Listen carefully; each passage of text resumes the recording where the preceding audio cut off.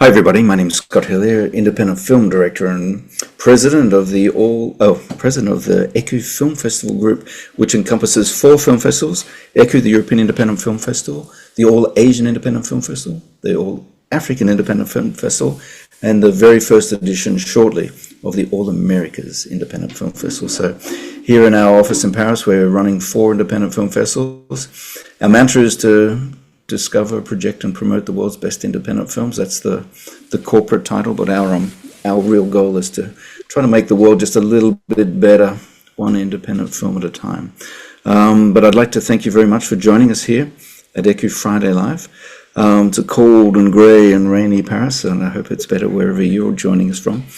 Today's ÉCU Friday Live, it's Ageless Actresses, is what our clever young things here at the ÉCU office have come up with. It's a very interesting topic, and I'm going to be joined by 2 fabulous guests.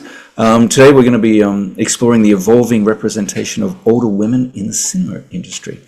The feeling is that older women are often sidelines or stereotyped on screen and behind the scenes. So let's delve into this. We're thrilled to welcome 2 incredible guests today. The first one is Julie Whiteman, a professor at the University of Birmingham. And then joining us as well as the adorable and wonderful and talented Rebecca Calder, who's a great friend of the film festival, a great actress. And she's been awarded at our film festival, and she's joined us in the steamy hot cauldron, which is the ÉCU jury room, many times in a row. And her expertise and talent has helped us, change the lives of people in our independent film festival. So, let's me stop talking, and why don't we start away with Julie. Julie, thank you very much for joining us. Oh my goodness, I can see a bit of sunlight streaming in behind you. You're a lucky woman, you. Julie, why don't you introduce yourself and tell us a little bit about you up to today? Sure. Well, thanks so much for inviting me. Very happy to be here. As you say, I'm an academic. I work at the University of Birmingham in the UK. I work in the business school, and my research is around the kind of ideological consumption of representations of gender, sexuality, age, race and social class, particularly in popular culture. And recently, last few years, I've been investigating or researching representations of aging femininity, of aging women in film, which, is why I'm here. Well, I know that we're going for introductions, but I think that you've just touched on it, and I'd like to extrapolate a little bit about that. What have you found in your studies? What is the state of it for older women in our industry? Wow. So thinking about from the representation side, representation of older women. Actually, I was reading. There's a report. There's an article on the Guardian website just today that's about this topic, and some of the data in there says that representation of older women has actually fallen by 10% in something like the last decade. And that kind of very much chimes with what I found, is that it's not so much the amount of older women that we're seeing an increased representation of, and indeed this data tells us that actually that's going backwards, that's falling. But it's the type of roles that we're seeing older women in. So we're seeing their characters, they're taking more lead roles rather than just being kind of adjuncts to lead male roles. And we're seeing a greater kind of diversity of the kind of roles that they're being given. What I'm noticing, what I'm typically seeing, is this very much a kind of sexualization of the older female characters. And there's a lot of evidence of this, what's called the gerontocom. So like a rom-com for older women, this gerontocom genre. So there's lots of that, and when we're seeing older women, we saw a lot of this at the recent Golden Globes. There was a lot of talk about women over 50 and the roles that they're having, and typically, these women are still beautiful, and this, it's that word "still" that brings that. but they're beautiful in a very youthful way, and they're still seen as very sexually desirable. And this very much characterizes, from what I'm seeing from my perspective, the increased prominence of what we're seeing of older women protagonists in film.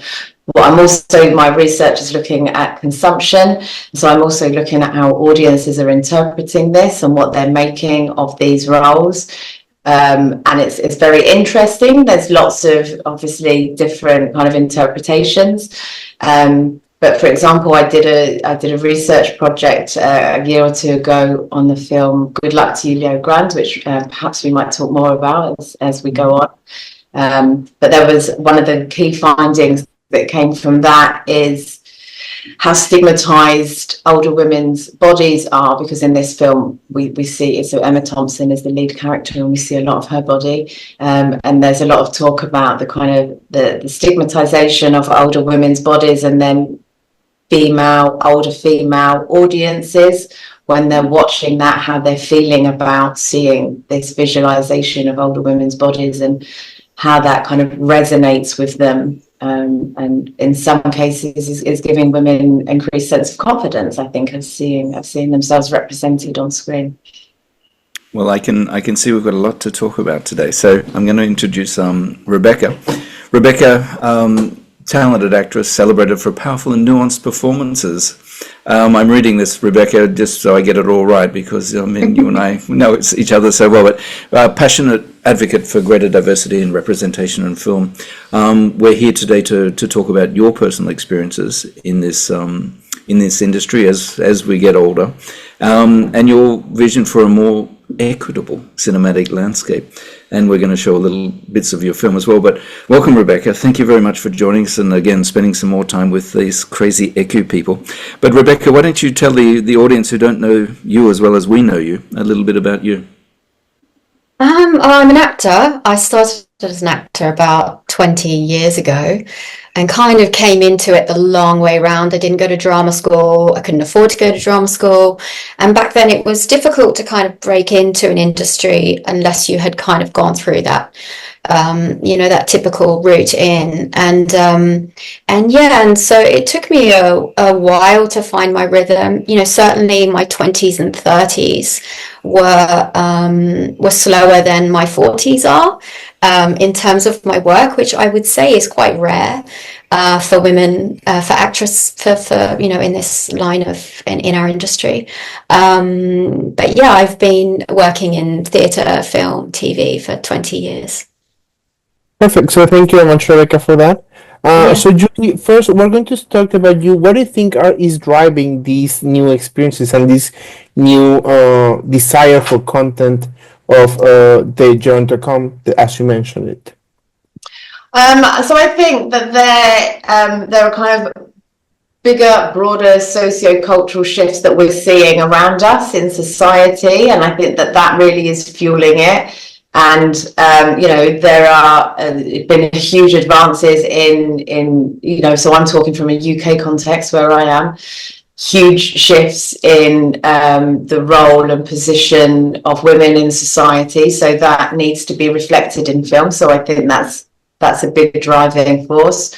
I think also, if we're thinking about the kind of increased visibility of older women, and I think also even when we're talking about older women, we need to kind of think about what we mean when we say that. Like, typically we're talking about women over the age of 40 if we're talking about in film, which in itself, I think is a bit problematic if we're using 40 as this kind of defining this kind of point at which a woman becomes old or older, and there's kind of question marks around that. But I think, if we're talking about, so in the UK context, this kind of current generation of women in their 40s and 50s are the daughters of second wave feminism. So we're the first generation of women that have got to this age that have grown up with feminism. So our expectations, if you like, are different, and our voice is different because we've grown up in, we're the first generation of women that have grown up with the advantages of second wave feminism. So I think that has contributed also to our increased voice and our increased visibility. I'm surrounded by 20-year-old girls in my office and a couple of very talented guys as well. Feminism, we're talking about that. That's a word that still bounces around in the idea of filming. But I just wonder, for them, does it really matter anymore? And I'm asking you academically because I guess you talk to these people. But you mentioned elderly women watching older women, in sexually charged roles and whatever. But do younger women actually understand sort of the battle that happened and the feminism that went on to get to this stage? I mean, if we're talking about younger women, that's a huge, diverse group of women. So, we can't kind of generalize. And the younger women that I'm in contact with, I'm an academic at an elite research-focused academic institution. So I come into contact with a very specific group of women that are, privileged enough to be able to study in this space. And even amongst that group, there's quite a diverse range of opinions and relationship to feminism. I think that perhaps the understanding of what feminism is and what feminism is about at that age, if you're talking about people in their early 20s, I think it's relatively unlikely that they have had much contact with feminism at that point. And, I would like to think that at that young age, they haven't needed to a great extent. But I think that feminism is much more in the zeitgeist. It's much more popularized. And I think that is quite, that's a complex thing in itself, because the way that it's represented in popular media, for example, isn't necessarily positive or accurate or helpful in a lot of cases. So the way that people might be interacting with it is going to be at different levels and in different contexts. But I think, I'm a feminist academic, and I make that very clear up front with all my students. So the students that tend to want to talk to me are of a similar mind. So, so I do get a lot of positive feedback from my younger student, or my students, young women that I work with. To say, as the academic on the call, and I'm speaking now as a cinematographer, you've actually lit yourself much better than any of us, because the backlight is fabulous on you.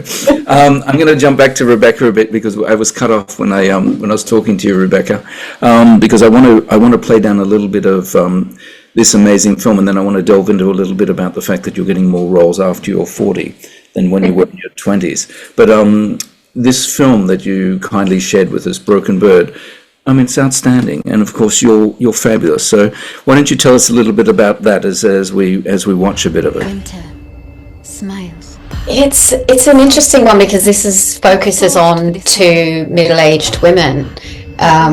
So it's rare, I think, that you see protagonists, unless you've got an A-list star attached. As we see with The Substance, with Nicole Kidman's really wonderful recent work. As these kind of sexually dynamic characters, but this film is interesting that on an independent scale, it's able to showcase these women. She was brilliant as well. Love her. It's outstanding. Outstanding. Could you start? Yeah, and also it was directed by, I don't want to say older, I hate sort of putting an age on things, but Joanne Mitchell, who is,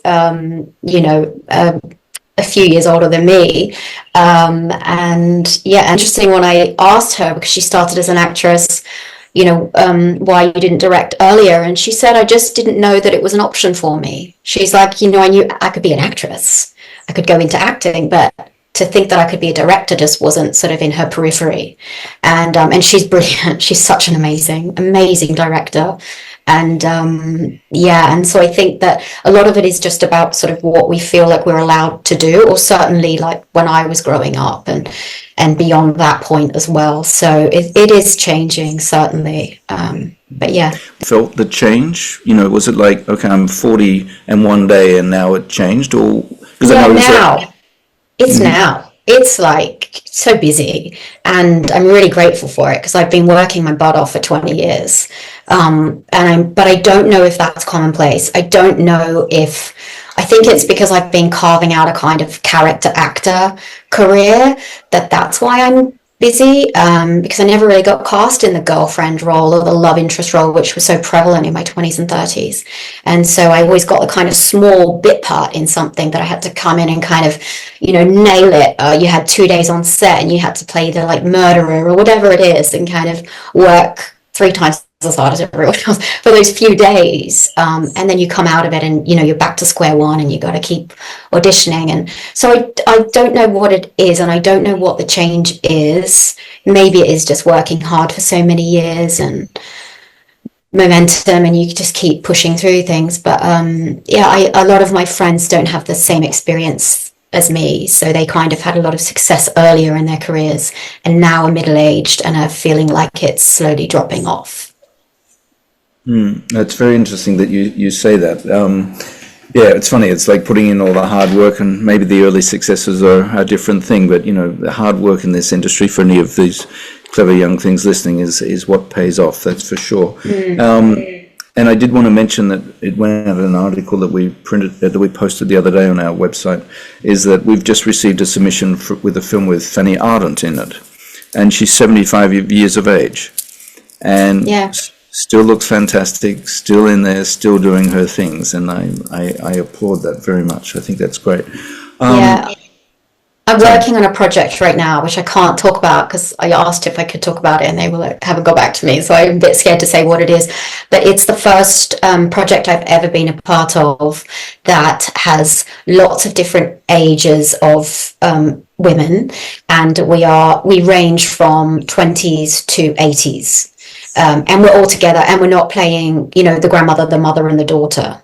It's totally different. And I've never in my career done that.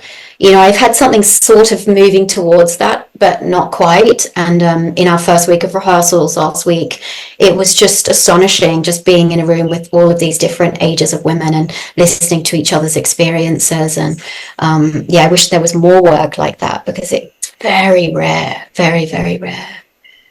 Yeah. Just as somebody who's spent my life on film sets, do you find that you get treated differently as a woman of a certain age versus when you were 20?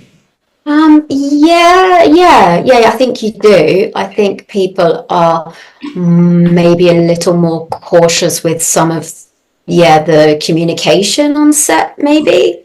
But I think it's a different time too, so maybe that's sort of post Me Too versus pre all of those discussions, and we're learning from that. I learn from that. I learn about my own communication on set, what's appropriate, what's not, and we're all, I think there's opportunity to forgive some of that too, because it's we didn't know any better years ago, and so I think that's changing a lot, communication on set.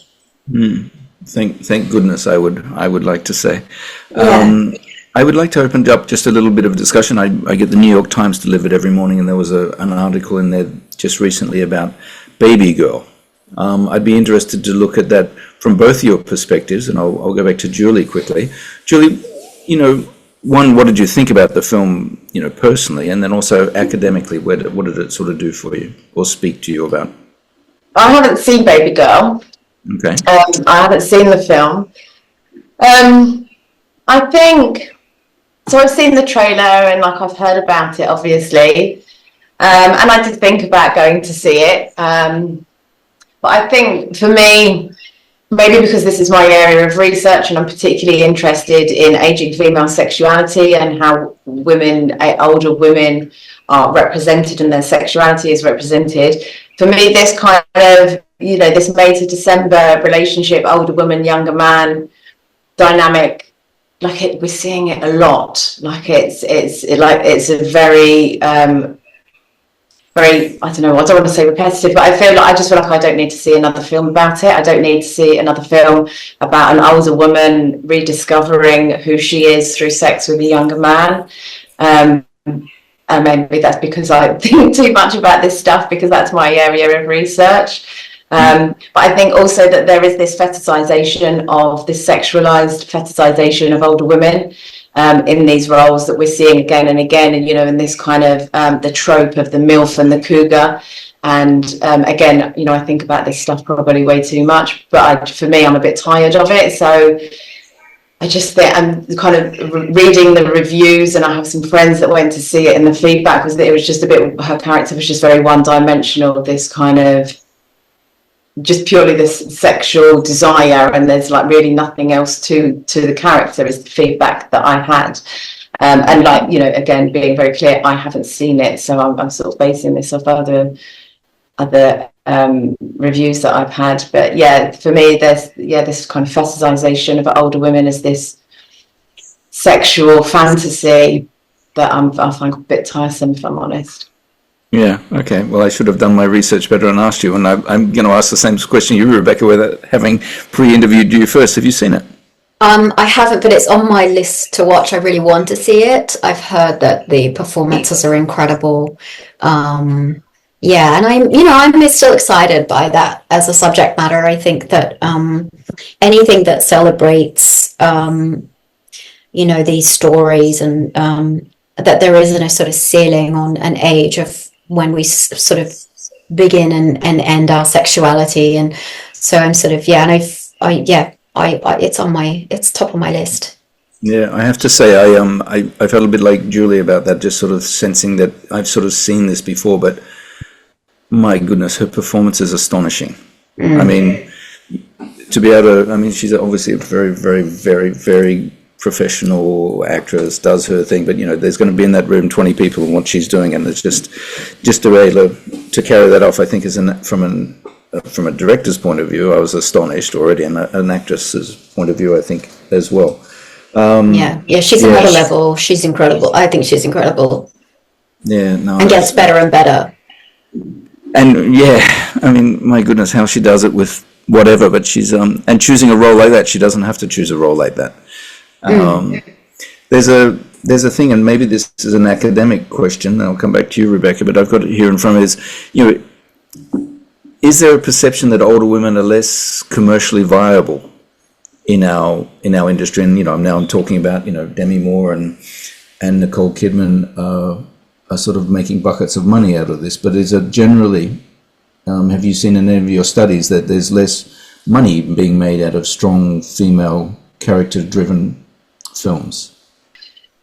So no, it's interesting actually. So as you're saying that, this article that I was reading today, so this is more about independent film than the more kind of Hollywood output. But this article is on the Guardian website today, and it's about this independent film writer who, I've got it here, I can tell you her name. So give me 1 second. Katya Maya, and I don't know if I pronounced that correctly, but she wrote something with the Writers Lab, which I believe is like quite a big program for writers, and this was a sort of for women and funded for women, and she wrote this script, and it was for older female characters, and although she was like funded and encouraged to do it through this Writers Lab program, no one's buying the script because they've said that there's no audience for it, and that they don't see women over 50 as a viable audience, and that's the feedback that she's getting.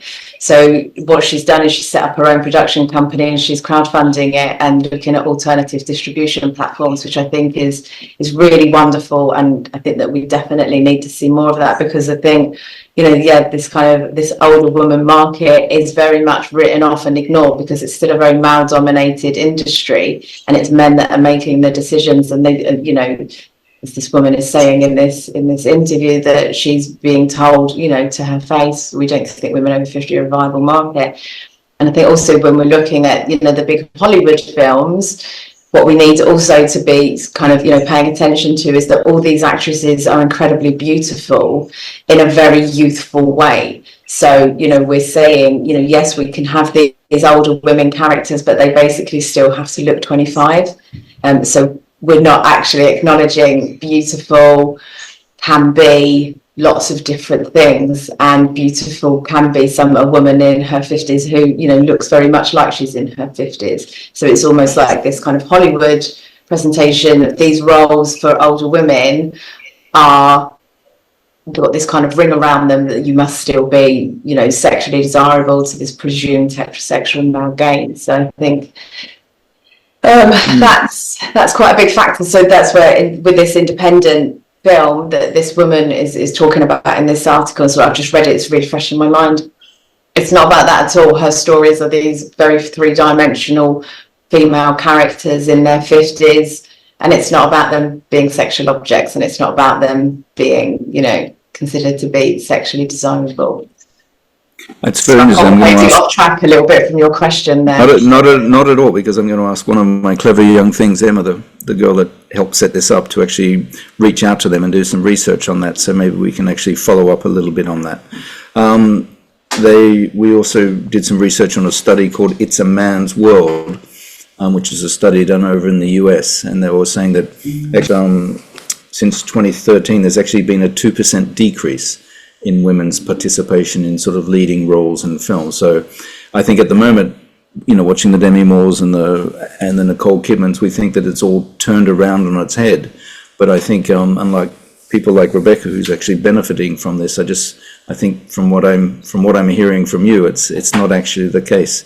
And also, and this is because they're so high profile, Demi Moore, Nicole Kidman, and so on. That's 2 people, 3 people. How many films are out there with men in their 40s and 50s, so because they're big names, it seems like, wow, this is like there's a lot going on, but we're talking about, a handful of people. Yeah, I agree. I could agree completely. It's a handful of people who are A-list stars, who are very, very bankable at the box office. But where I think this needs more debate is around the independent industry. I think Yeah, well, I was going to leave this towards the end, but I think it's a good time to jump in now, is just to talk about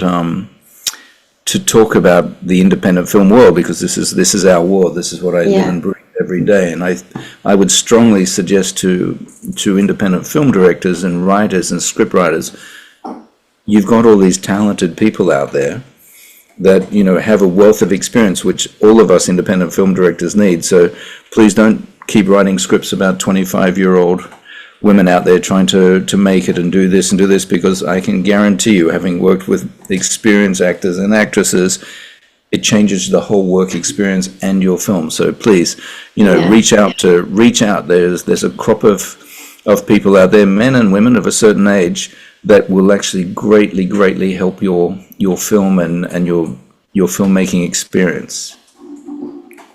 Yeah, and also I feel like as well, I think from my experience from speaking to filmmakers and writers, male, they feel a little uncomfortable about writing for females and making these sort of, female-centric pieces of work. And it's kind of like I worked with Lasse Hallström, the Swedish director. He wrote and directed a female true story based on Hilma af Klint, the Swedish painter. It was predominantly female cast, but he wrote so beautifully for these really great female roles. And in press for that film, I was asked several times, was it okay that this was written by this, fantastic female story written by a male? And it's like, yeah, we need allies.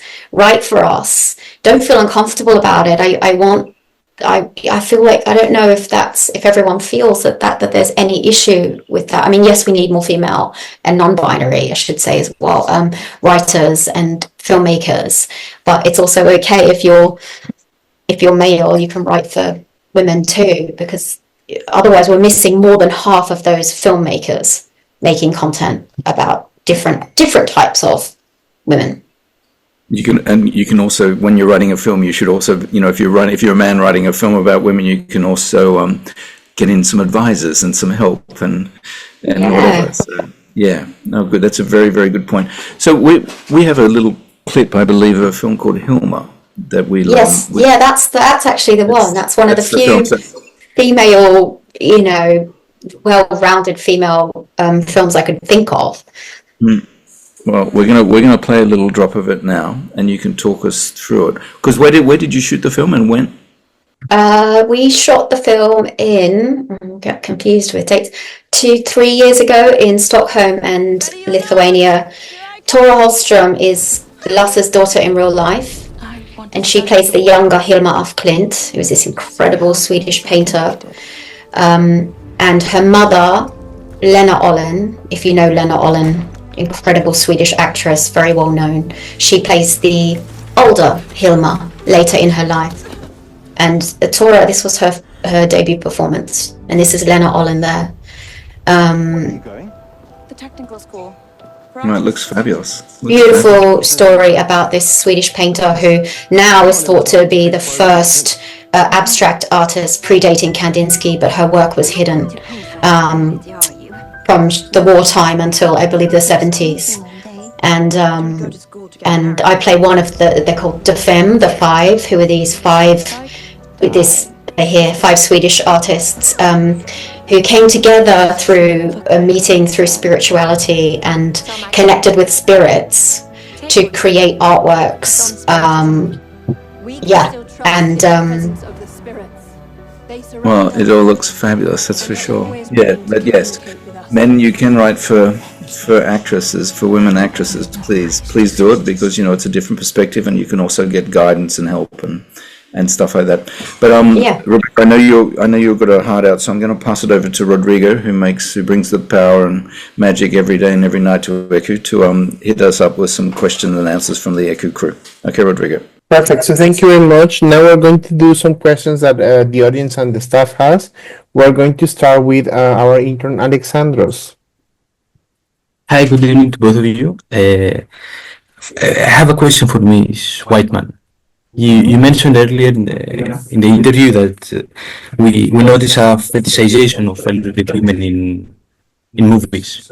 But at the same time, in one of the articles that you mentioned before, that you analyzed, good luck to you, Leo Grande, you mentioned as well that sex can be a liberatory force.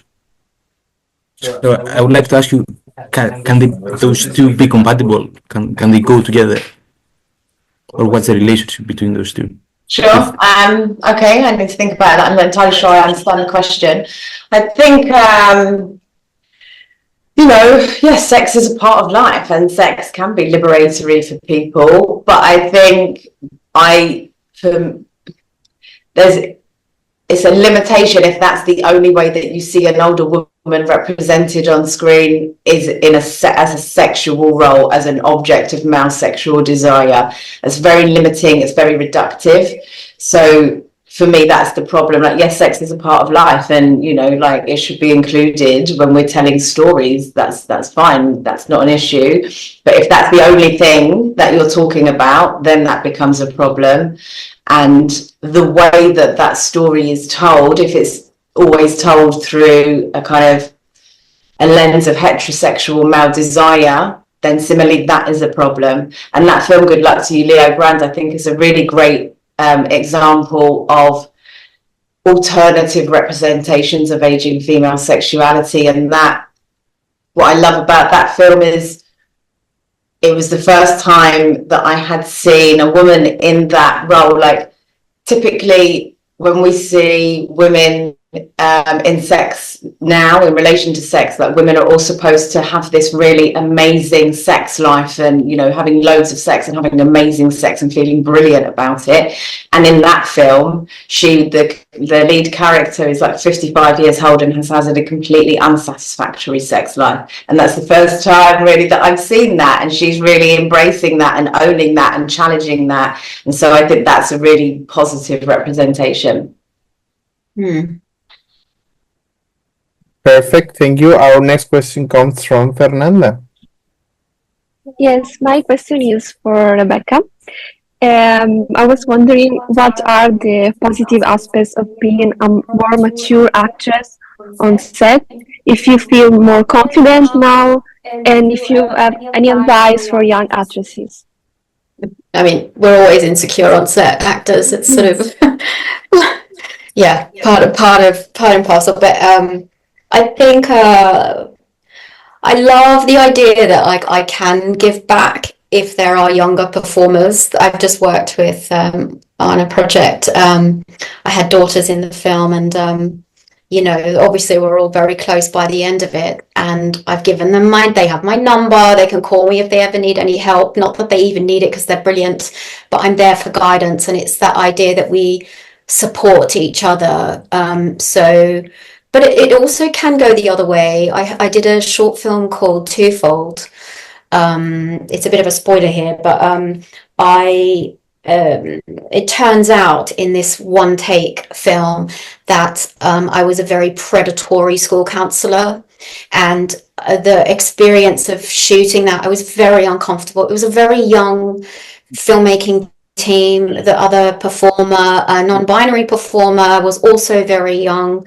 I'm talking early 20s, and I was definitely the oldest person on that set, and they were brilliant. It's nothing about them, it was about me. I felt slightly like I didn't understand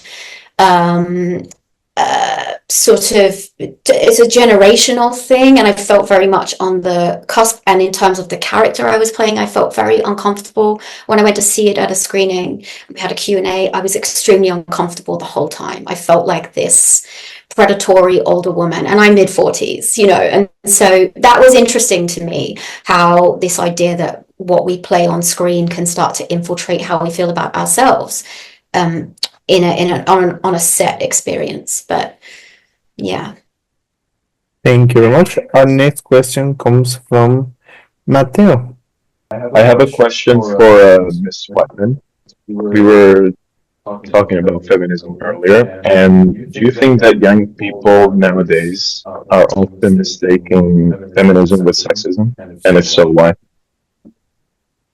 That's an interesting question. Do I think young people confuse feminism with sexism? So I don't want to get too much into feminist theory, but there's a contemporary kind of articulation of feminism that's called post-feminism, which I take quite a critical position to, and I would argue that post-feminism is basically sexism in many ways. It takes the politics out of feminism, it takes away the political language, and it's this, it has a way of kind of encouraging behaviours, but at the same time it berates women for doing those exact same behaviours. So I think, and for me, I think this is a kind of part of a continual backlash to advances in feminism. So, and I don't think this is exclusive to young people at all, by the way. I don't think that this is a young people phenomenon. I think this is a kind of the time and place that we're in phenomenon. So I think, for sure, this sort of, this kind of materialization of post-feminist discourses can be quite misleading and quite difficult for people to navigate. So that's what I would kind of attribute that to. I don't know if that is helpful at all. No, it is absolutely. Thank you. Okay. Thank you very much. And then our last question comes from Emma. Good afternoon to both of you. My question is for Julie. You talk about the illusion of change with high-profile cases such as Nicole Kidman and Demi Moore on screen, and therefore I just wanted to know if you could summarize kind of the ways forward to change the portrayal of women on screen. Sure. I mean, for me, I think, you guys know more about the kind of, the workings of the film industry for sure than I do. But for me, I think that we need to have more women involved. We need to have more women writing, producing, funding, directing, and shaping and telling these stories of women, because we know what our lives are, and we know our stories and the diversity of our stories, and that we're not just here, like, as Rebecca was saying, we're not just mothers, grandmothers, daughters and sisters. We are beings in our own right with the full range of human emotion and experience, and so we need space to tell those stories. And I think that there's definitely an appetite from audiences for those stories. But again, it's the kind of the people. I don't know the details of how the production all works, but it's those people that are responsible for deciding what gets funded, what gets distributed, and how. There's still men making those decisions in many cases. And again, I'm going to go back to this article in The Guardian, but this woman has written this amazing script that she was funded through the Writers Lab, this like massive program to do, and then people, the male executives are not allowing her to progress that.